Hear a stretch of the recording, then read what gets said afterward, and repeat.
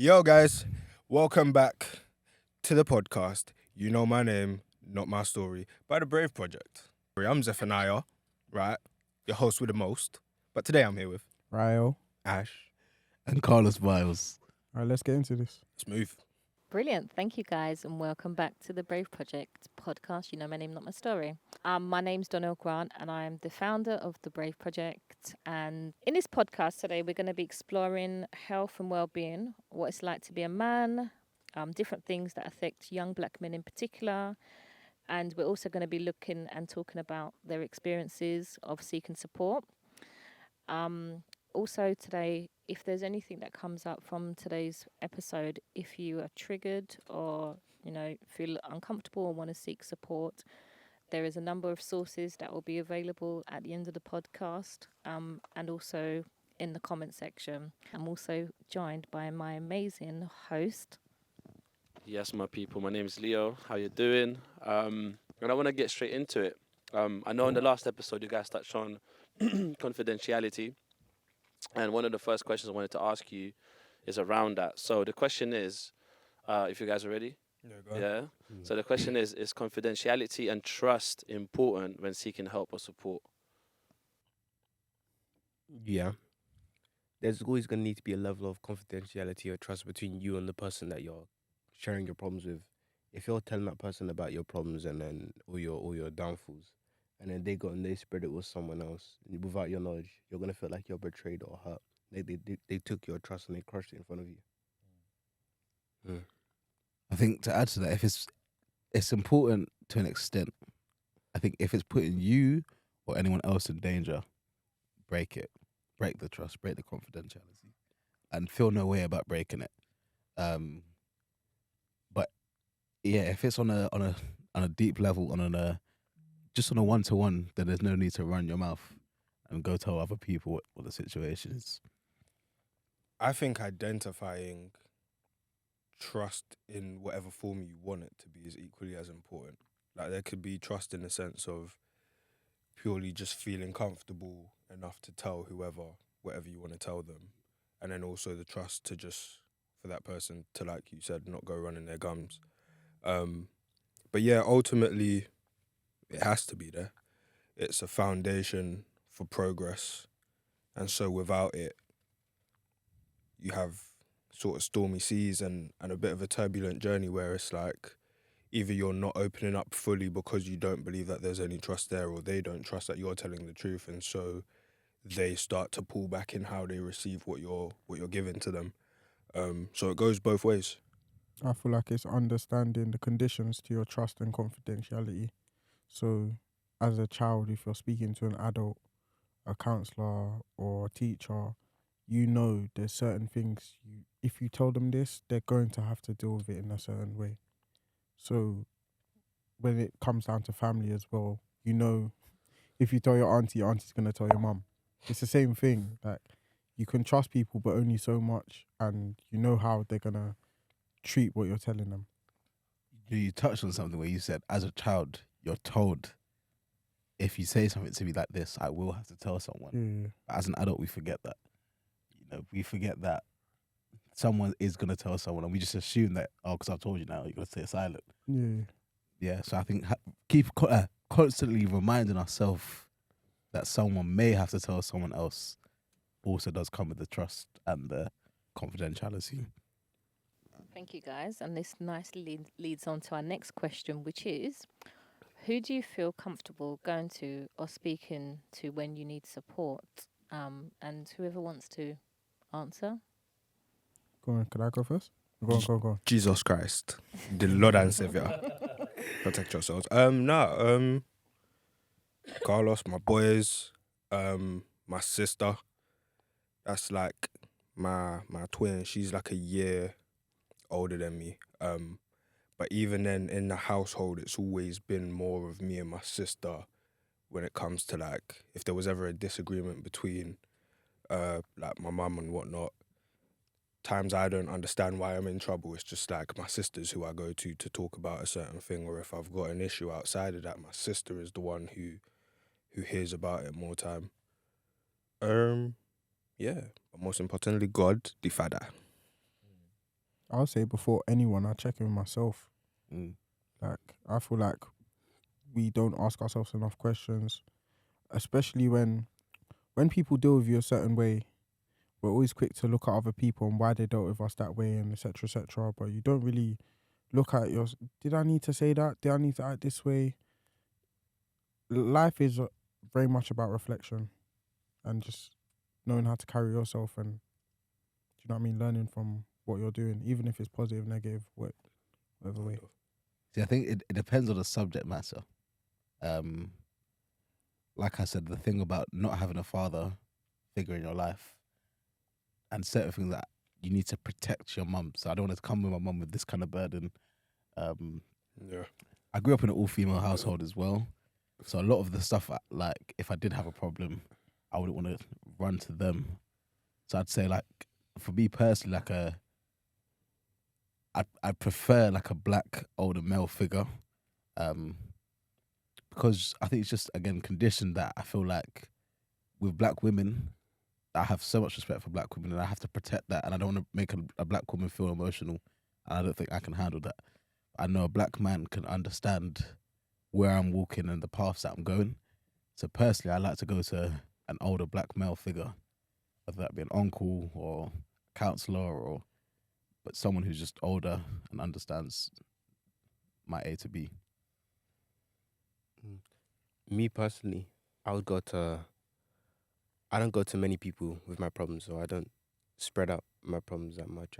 I'd prefer to keep it either to myself or just to one of my friends. So just to touch on the next question a little bit, and so Carlos, you kind of mentioned you prefer, for the person to be a black male, and Raya, I noticed on the last episode you spoke about like when you had counselling, you could relate to the black male more than the Latino woman that you've had. So the next question is representation important for you when accessing support? You kind of already answered it a little bit, but just to explore it a little bit further, is that important to you? For me personally, it is, because there's a certain level of comfortability that comes with dealing with someone who's got similarities to you rather than differences, and the differences can create a gap that is not actually there, but you think it's there. Everyone's human, so everyone's gonna have an understanding of certain things. But because that person doesn't look like you or is not the same gender as you, you're going to naturally feel they don't understand. To add to that, I was on... I'm not going to plug myself here, but I was doing a film shoot for a job called What Happened to Karen. And me and the other director were the only two black directors. And we had a group of white producers. And when it came to things like disciplining these kids, so these kids were from Brixton who we worked with, and when it came to things like disciplining, the producer was like, "Oh, don't you think we should like be more friendly and distract them from the issues and try this approach?" And the other director, he said, "I know how to work with my people," and he didn't mean that as in white people can't discipline black people, but he said, "I know how to work with my people," because he was tough, but I think from the outside perspective, someone who isn't black or who isn't the person's what's the word, like Kara. Yeah, so like from the outside perspective, what I'm trying to say is somebody who has a different approach to things, like the white person in that situation, will think, "Oh, you can't be doing that. I wouldn't do that to my kids."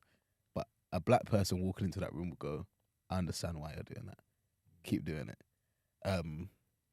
So having that, like you said, that divide of there's a gap because we're so different. We discipline each other so differently. Your understanding is, let's try and be their friend. Where his understanding is, I'm going to tell them what they've done wrong and explain why they've done it wrong. Those are the two things when you're looking for help. Someone who could just be straight with you and say, "I'm seeing it like this, and this works for this." So you're saying that basically that representation matters? I think 1,000%. I think who you're talking to, if they don't understand it, then... Which is why I think like school systems as well, a lot of black boys get excluded because someone hasn't taken the time to say to them, "You've done this and this is the consequence." But the natural thing is like, obviously I'm not saying all teachers are white or all teachers are whatever, but a lot of white teachers just see it as an aggressive child, a child who's being threatening, a child who has just a lot of issues. But when there's a black teacher to turn around and say, "Actually, they're not being this, they're acting like this because of that, matters so much. I think in schools, in corporates, in everywhere you go in life, on set. Not saying I'm on set all the time, but yeah, Famous again, guy. yeah, like things like that, just everywhere. You need to see a mixed bag of people. Even being in this room, seeing there's 4 different types of people. That's 4 different journeys, 4 different ways of doing things. So yeah, representation is important. Just before we move on to the next question, just following on from what you're talking about in terms of a black boy in school and discipline and so on.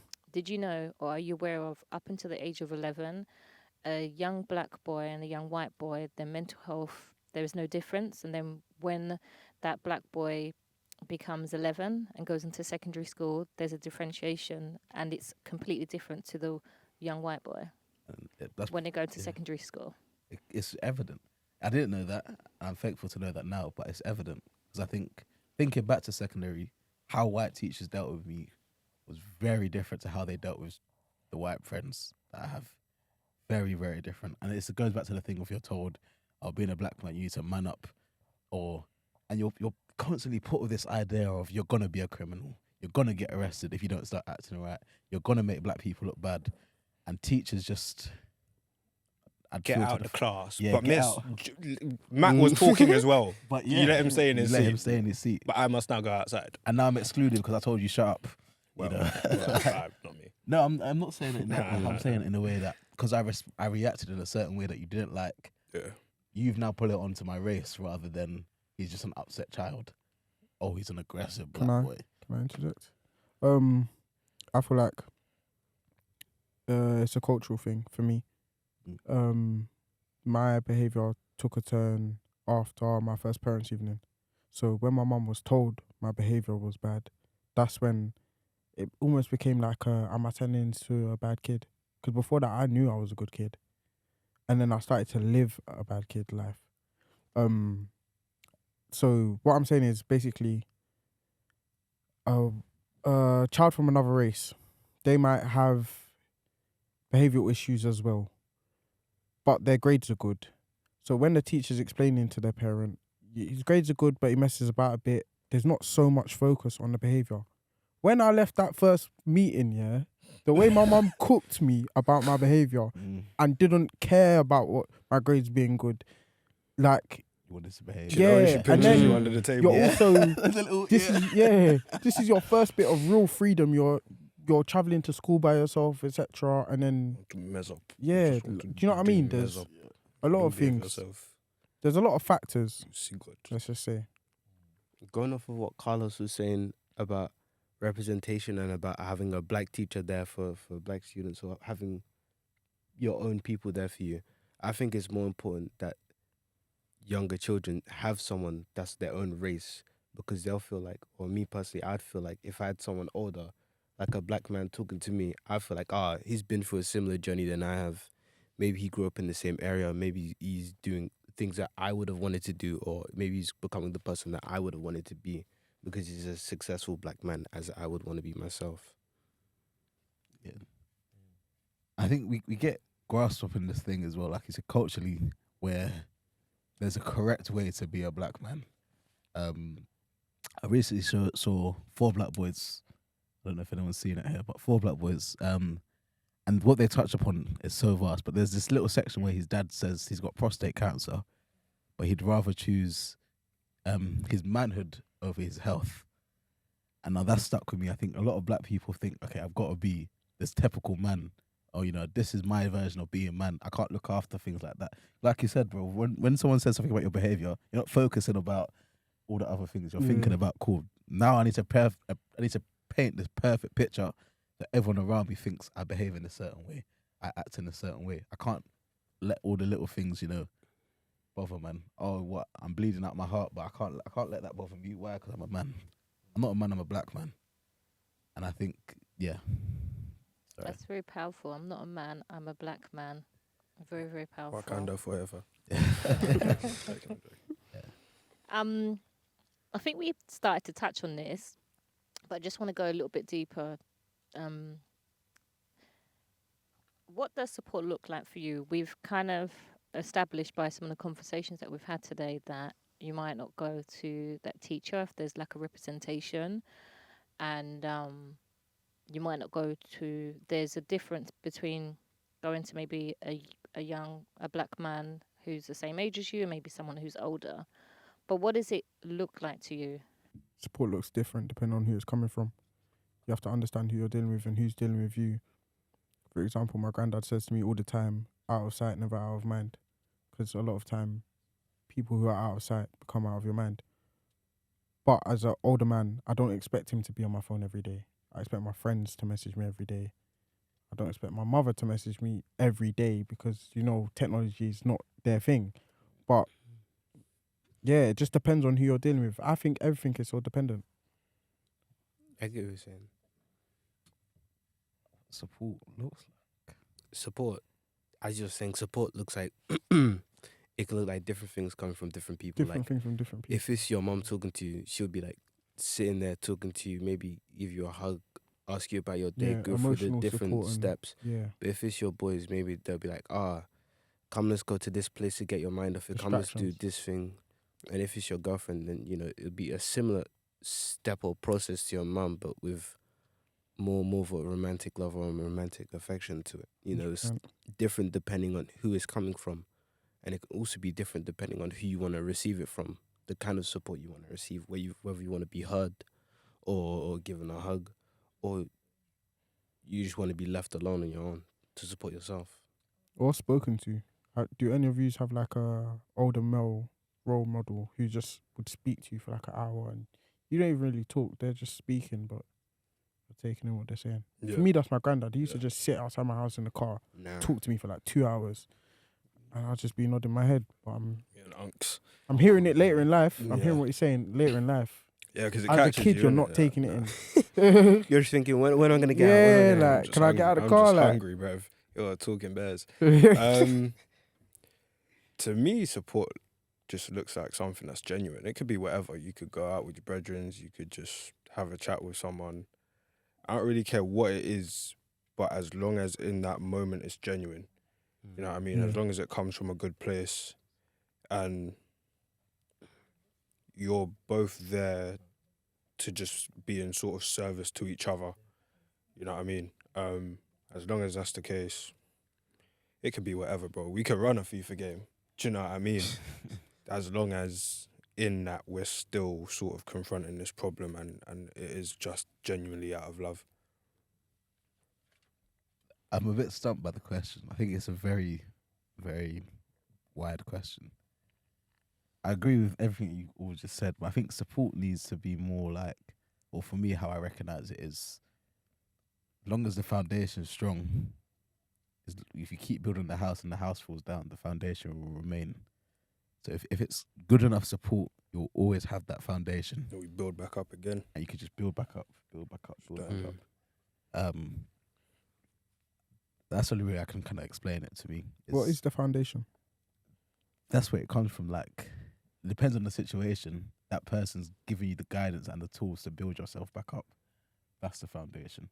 So it's like you get good advice, and then how you build the house is how you take that advice on and how you Yeah. work with Yeah. it. And whether you have to revert back to that same advice, Back, yeah. it can be okay, but just it's keep going okay from to- there. Yeah, Yeah, keep Yeah, going the way from you there. approach it is different Yeah. each time. Once you have the blueprint to build the house, Yeah. you don't need my help anymore. Mm. And don't be scared to go back on the computer and get that blueprint. Is where I'm trying to go with this. Hey, Mandem, I got a question for you, yeah? Go on. So you know the whole like seeking support thing, yeah? Do you lot think social media is a good platform to express yourself emotionally or even seek support in some scenarios? No. God forbid. God forbid. The way people make fun of you Um, quickly, make one, two Aye, jokes. plaster your views on Twitter. Yeah. Oh, Long But yeah, day.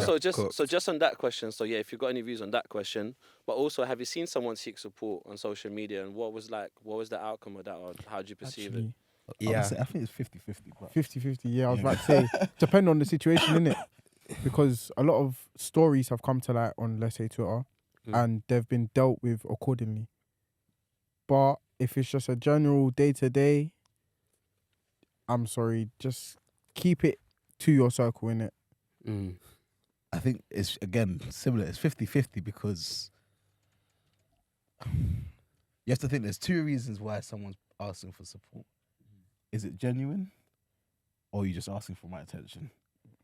100%. So somewhere like social media, for example, if I don't know, if one of my friends said, if they came to me and said, Carlos, like, bro, I've lost it now. I'm at the end. I want to jump off a bridge. Compared to if they posted that publicly, I wouldn't take the post seriously because you've What, the public post? the public post. I wouldn't take the public post seriously because you've announced to the whole world now that you're gonna die. But if you came on a private one-to-one movement that you want to jump off this bridge, I'd consider that to be like more More of a cry genuine. for help. Yeah. So not what a cry about for what attention. about the public post? Do you not take as seriously then? Because you got to remember, outside of yourself, there is also other people. And I'm not send. If that is me putting myself in that shoe, I'm not sending a message to like 150 people. Yeah. You have to One place, one individualize time. the Whoever sees message. it, whenever they see it. And if by that time I'm gone, then That's by on that time them. I'm gone. I think it works hand in hand. You're saying it from a perspective of someone should reach out to you to help you. I'm saying it from a perspective of you reach out to me and then I can help you. You get what I mean? Like, you're putting it out there in hopes that someone sees it before you die. I'm also sending you a message in hopes that you see it before I die. You might be busy today, and if you respond to me in 6 hours, that's 6 hours too late. So just before we wrap this up, do you want to respond on that or no? I don't know how to, because I just think social media it's a fantasy world. Influencers are lying to people's faces. So this what I what was going to ask you. So do you? And I guess this goes out to all of you. Do you lot automatically assume that if someone's posted something like that on social media, just attention seeking, is that like the first go-to response? No. No, it depends on what you're posting. Sorry, it Mm. depends what you're posting and why you're posting it and the intentions behind it. If I had just gone on my phone right now and said on my Instagram, oh, yeah, I want to die today, loads of people are gonna pop up. Loads of people are gonna pop up. Whereas if I just messaged my boys and said, all right, cool, I'm done, that intimate feeling for me feels a lot more genuine and more real than having a load of strangers try to say, oh no, don't do it.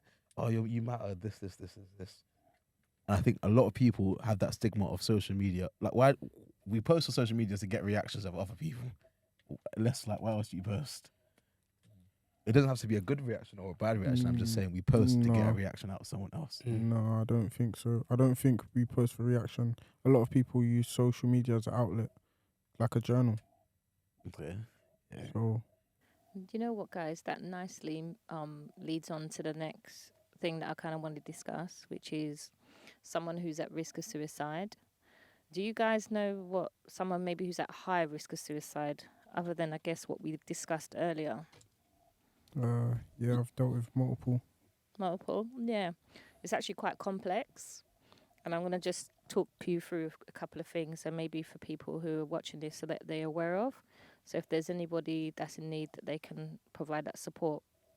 So someone at high risk of suicide, the warning signs would be they're threatening to hurt or take their own life. They might talk or write about death or dying or suicide. They might actively look for ways to take their own life, such as stockpiling tablets. Or, you know, if you know somebody that's at high risk of suicide, then please do connect them to life-saving support. And the information is available on the Brave Project's site, on our website and our social media pages. But there's also other signs, that are not maybe classed as high risk, which is, you know, go into it a little bit more. So basically, someone who's talking about suicide might be saying things like, could be anything from dying to or self-harm, such as, you know, I wish I hadn't been born, you know, if I see you again, or I'd be better off dead.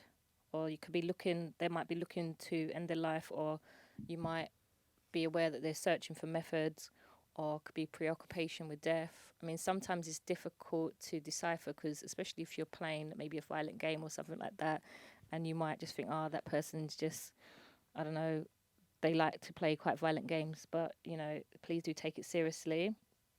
Or it could be potentially someone who's getting their affairs in order, making a will, giving away prized possessions, making arrangements for family, or saying goodbye but being unusual, unexpected, making calls to family or someone you haven't heard for maybe a long, long time, or with someone who's withdrawing from your group and things like that. So, I mean, there is no look for somebody who's at risk of suicide or who wants to take their own life, because you could see somebody today and to me, you or I, they might look like, they've got their life together, they're the happiest person, they've got everything's in abundance, but behind all of that, the weight of the world could be on their shoulders. So, it's not just by looking at somebody that you will be able to tell.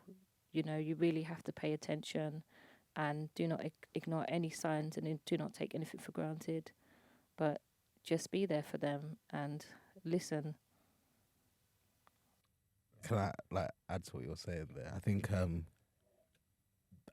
now I've thought a bit deeper about what I meant about social media. I think, like you said there, people who are going through those things will do it more subtly than just outright. Well, sorry, I'm not saying this is 100% facts. I'm not a doctor or a scientist, but are more likely to drop stuff subtly, and we'd have to pick up the little the crumbs and pieces to understand what they're going through, rather than someone who's just fully out there now saying, "I'm going to end my life," which is what I meant by I wouldn't take that post seriously. If someone, for example, one of my friends just started posting quotes about dying and coffins, and then I'd start being like, hold up a second, this is not usual XY behavior. Your mind's in a different space. You're in a very different bubble. So taking back what I was saying before about social media, it depends how you're doing it. If you're publicly just saying, all right, cool, I want to end my life today, I wouldn't personally, well, I'm not saying people can't do that. I'm saying I personally wouldn't find that as